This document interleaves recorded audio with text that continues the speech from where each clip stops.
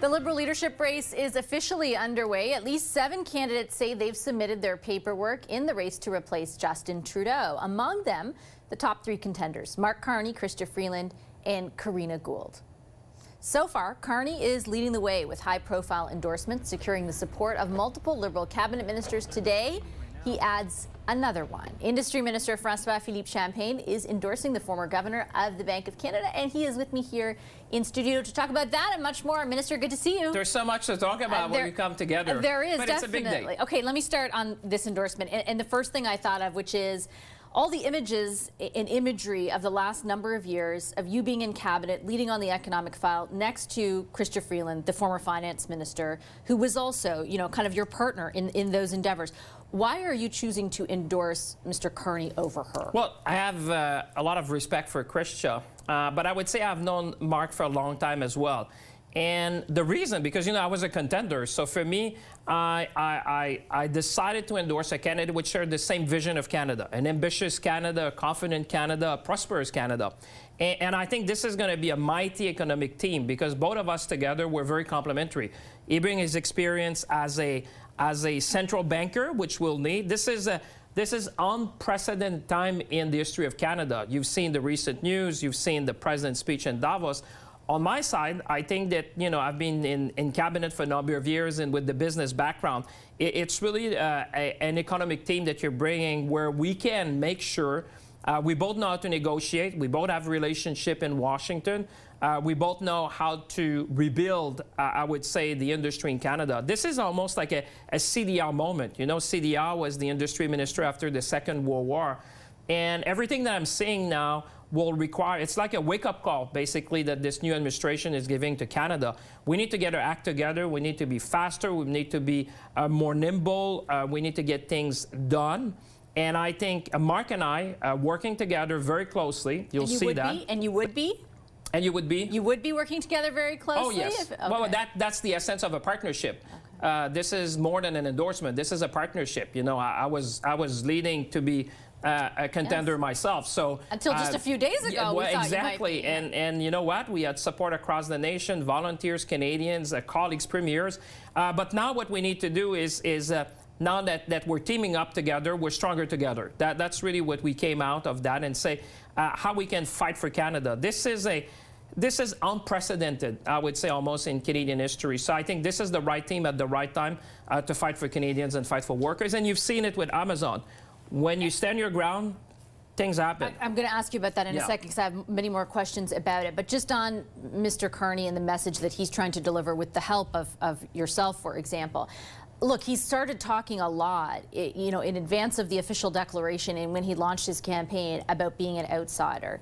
But since then, you know, he's surrounded by people like you and other members of cabinet, much more of the Liberal establishment than any other candidate. How can he pitch to Canadians or even Liberals that he's an agent of change when the people who are responsible for the direction of the government that he is trying to change from are all supporting him? Well, he's bringing a fresh look, and we're going to be complementary. You know, a lot of colleagues have surrounded Mark and saying, you know, we can do better together, and I think that's very powerful. In my case, it's not just the economic side, but I wanted to make sure that we would have a very strong voice for Quebec. You know, for French, I insisted, you remember at the time, that there be a French debate, that the leader would speak both official language of Canada. Are you okay with his French? Oh yeah, I Is mean, it good listen. enough? Well, listen, he speaks French, and I'm sure over time this is going to improve. And it's kind of natural, you know, when you start in a leadership race, like, there's a lot of things going on, and surrounding himself, I think he's made the smart choice to add voices around him. He understands that he comes with a fresh background, but he needs to be to have colleagues who can, you know, Quebec is a great example, like other regions of the country that need to be heard. There's a lot of things that you need to learn as you walk into that, but I think we're very complementary. But ultimately, if the point about Justin Trudeau leaving was that Canadians do not feel at this point in time that your government has delivered for Canada, how does he sell the message that he can with all of you standing next to him? Well, we're going to do things differently. Trust me. Why haven't you already? Well, no, there's things that you can do. There's things that we're going to change. You know, there's a chapter which is closing with Prime Minister Trudeau. This is a new era. This is a new book starting, and I can tell you, we had dinner, we look at how we can do government, how we can improve our processes, how can we be more nimble. This is like I said, it's a wake-up call for Canada. We've never seen anything like that. You know, you've heard the words of the President with respect to Canada. For me, I said, let's build now. We need to build infrastructure. We need to diversify our economy. We need to stand up for Canada. And I want to ask a little bit about that specifically, and more so when you talk about we have to build better, there should be a wake-up call. I guess my question is two-part, and in particular it concerns what I think we've heard from some premiers, particularly in the West, which is that we are so reliant on the United States because we have not diversified our markets for some of our biggest exports. And a lot of that, they would pin the blame on your government for. So for example, LNG, I can't tell you how many world leaders in the last year I interviewed from Germany, from Greece, who told me, yes, we would be willing and happy to accept Canadian LNG. We need it.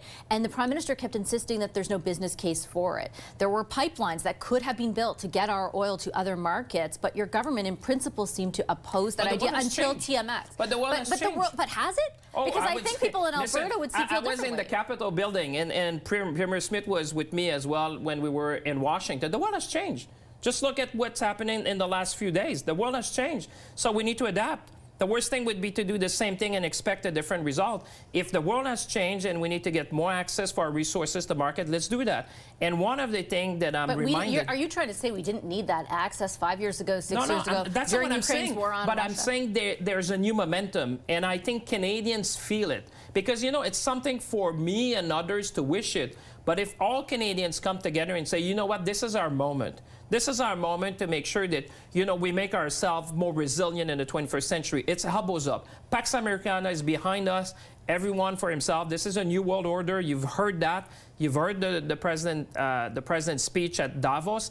So for me, I get it. So we're going to get our act together. We're going to do things perhaps faster than we ever done. Does that mean a Liberal government would be open to getting LNG out to other markets, to more pipelines, to be explicit? Because and I just have to gently challenge you, because I take your point that things have changed. I wouldn't disregard that.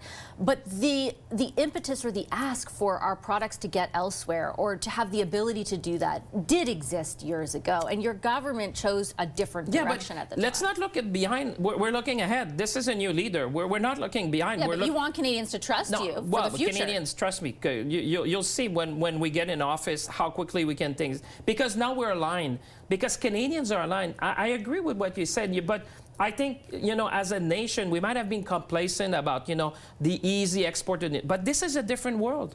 I think Canadians, people will realize, people watching out would say, it's different. I'm going to leave it on that note then. Thank you, Minister. Appreciate it as always. Thank you very much.